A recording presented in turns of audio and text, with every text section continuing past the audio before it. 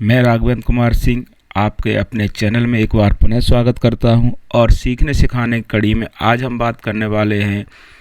कि जो हमारी संस्था से यानी चाहे ग्राम संगठन हो चाहे क्लस्टर हो, उसके माध्यम से हमारा जो भी लेन देन होता है वो चेक के माध्यम से होता है। तो उन चेक को हम किस प्रकार से लेन देन के बाद किस प्रकार से उनका विवरण लिखें, तो इसके लिए हमको एक चेक बुक के लिए हमको एक रजिस्टर बनाना पड़ता है जिसको हम चेक जारी रजिस्टर कहते हैं। तो आज हम विस्तृत रूप से आज चेक जारी रजिस्टर्स के बारे में समझने वाले हैं, तो आप लोग साथ रहिए। हाँ, अगर कोई भी सवाल अगर आपका छूटता है तो आप एक बार कमेंट्स बॉक्स में लिखकर पुनः पूछ सकते हैं या अपने ब्लॉक या जिला पर भी जानकारी कर सकते हैं। तो हम आगे बढ़ते हैं, बात करते हैं कि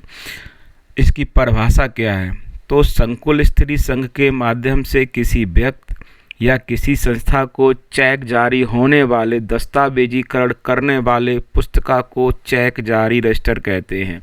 यानी कि किसी भी संस्था से हमारा कोई किसी भी प्रकार का चेक जाता है या आता है तो हम एक रजिस्टर जो बनाते हैं तो उस दस्तावेज को हम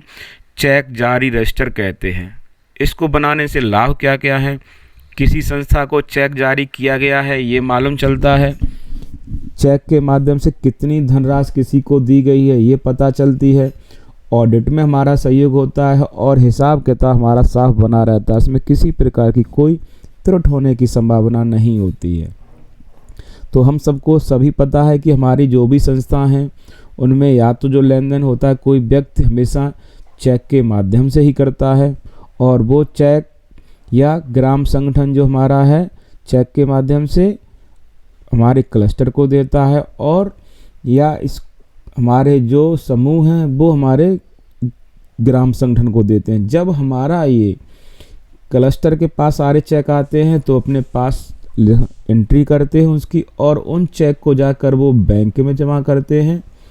और उस चेक के माध्यम से हमारे फिर लेन देन शुरू हो जाते हैं। चाहे अगर हमने किसी को या किसी संस्था ने चेक किसी को काटा है तो पहले वो बैंक में जाएगा और बैंक के माध्यम से उस व्यक्ति के अकाउंट में जाएगा या नगद निकालेगा। तो इस प्रकार से जो हमारा लेन देन हुआ है और क्लस्टर में काफ़ी लंबा लेन देन चलता है। फिर चेक काटने के बाद हुआ क्या, तो हमको ये पता नहीं चल पाता कि किसने हमारा चेक काटा था और कितना राशि का काटा था। अगर हमें ये सब मिलाना हो कितना पैसा आया है कितना नहीं आया है, तो इन सब समस्याओं के निवारण के लिए हम एक रजिस्टर बनाते हैं जिसको हम चेक जारी रजिस्टर कहते हैं। उस रजिस्टर पे हम चाहे तो, क्योंकि हमारे जो लेन देन हैं वो दो प्रकार के हैं, एक चेक का आना है और एक चेक का जाना है, तो हम चाहें तो आवश्यकता अनुसार दो रजिस्टर भी रख सकते हैं। और हमारा अगर ज़्यादा लेन देन नहीं है तो हम एक ही रजिस्टर में क्या करेंगे कि दो भाग कर लेंगे बीच से और स्केल से कॉलम बना लेंगे कि हमको क्या क्या कॉलमों की आवश्यकता है। तो हम चाहें तो हमारे क्लस्टर में लेन देन अगर ज़्यादा है तो हम दो रजिस्टर बनाएं, एक तो चेक जारी रजिस्टर और एक चेक प्राप्त रजिस्टर। और अगर हमारा रजिस्टर मोटा है या हमारे पास लेन देन कम है तो हम एक रजिस्टर बनाकर भी दो भाग कर सकते हैं। इसमें क्या क्या कॉलम होंगे उस पर हम बात करते हैं कि ये हम बात करने वाले हैं पहले प्रकार के चेक प्राप्त रजिस्टर पर। जो संकुल स्त्री संघ को प्राप्त चेक का विवरण है, यानी कि एक संकुल में कौन कौन से हमको चेक प्राप्त हुए हैं वो कैसे लिखे जाएंगे उस पर हम लोग बात कर रहे हैं। तो सबसे पहले जब हम कॉलम बनाएंगे क्रमांक डाल लेंगे, दिनांक डाल लेंगे, व्यक्ति या संस्था का नाम डाल देंगे जिसमें हम साफ साफ लिखेंगे किस ग्राम संगठन से मिला है और कितना पूरा ब्यौरा उसका लिखेंगे, कौन सा ग्राम संगठन है, कहाँ का है, चेक हमारा जो है वो किस बैंक का है, चेक नंबर क्या है और उन्होंने जो चेक जारी किया उसका दिनांक क्या है, राशि क्या है और किस उद्देश्य के लिए उन्होंने जो पैसा दिया है आखिर उसको किस उद्देश्य के लिए उन्होंने चेक हमको काट के दिया है। उसके बाद होगा हमारा कि बैंक में जमा करने का दिनांक, हमारे क्लस्टर ने वो चेक किस दिनांक को जमा किया है। और उसके बाद फिर हम देखेंगे कि जमा तो कर दिया है, जब हम बैंक की पासबुक एंट्री कराने जाएंगे तो उसमें मिलान करते रहेंगे कि हमारा चेक का राशि कितना प्राप्त हुआ है, कहीं हमारा या तो रिजेक्ट तो नहीं हो गया।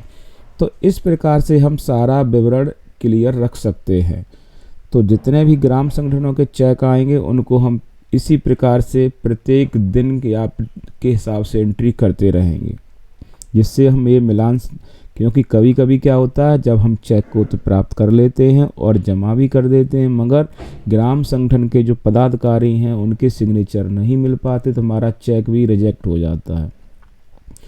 और फिर इससे हमको पैसा मिलाने में या द्वारा मांगने में बड़ी दिक्कत आती है। दूसरे वाले कॉलम पे हम लोग बात करते हैं, यानी दूसरे प्रकार रजिस्टर पे बात करते हैं कि हमारे द्वारा जो संकलित स्त्री संघ से जारी किए गए चेक का विवरण, यानी हमने जो क्लस्टर की तरफ से चेक तो काट दिए हैं वो उनका विवरण किस प्रकार से लिखा जाएगा। तो सबसे पहले हम कॉलम में क्रमांक डालेंगे, दिनांक डालेंगे, किस संस्था को काटा है सारा ब्यौरा लिखेंगे, कौन सा ग्राम संगठन है, किस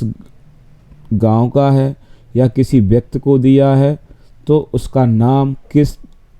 उद्देश्य के लिए दिया गया है वो भी इसमें हम साफ साफ लिखेंगे, क्योंकि बिना उद्देश्य के हम आगे नहीं जान पाएंगे कि हमने चेक किस उद्देश्य के लिए दिया कितने। उसके बाद चौथे वाले कॉलम में बात करेंगे कि किस राशि के लिए दिया गया था, चेक का नंबर क्या था और चेक हमने किस तारीख को हमने जारी किया। उसके बाद चेक प्राप्त करने वाले का नाम साफ साफ लिखेंगे, उसका पता भी लिखेंगे कि वो किस गांव का है, क्या उसके ग्राम संगठन का नाम है, और उसके बाद उनके दस्तखत भी करवाएंगे और उसके बाद चेक प्रदान करने वाले का हस्ताक्षर भी होगा। चेक आखिर दिया है तो किसने दिया है, अध्यक्ष ने दिया है या कोषाध्यक्ष ने दिया है या कभी उनकी अनुपस्थिति में सचिव ने दिया है या फिर पुस्तक संचालक ने दिया। ये सारे कॉलम में एंट्री हम साफ साफ करेंगे। इस प्रकार से हमारा जो भी कभी दिक्कत नहीं आएगी, पैसे का मिलान भी अच्छा रहेगा और हम अपने रजिस्टर को पासबुक की एंट्री से भी मिलान कर सकते हैं। तो आप सभी का बहुत बहुत धन्यवाद कि आपने इतना समय दिया और इस जानकारी के लिए आप जो काफ़ी समय से मांग कर रहे थे तो हमके द्वारा बताई गई है। अब हम उम्मीद करते हैं कि आपको हमारा वीडियो अच्छा लगा होगा। अगर आपको अच्छा लगा है तो अन्य व्यक्तियों के लिए भी आप उपयोगिता के आधार पर उनको भी शेयर कीजिए। आप सभी का बहुत बहुत धन्यवाद।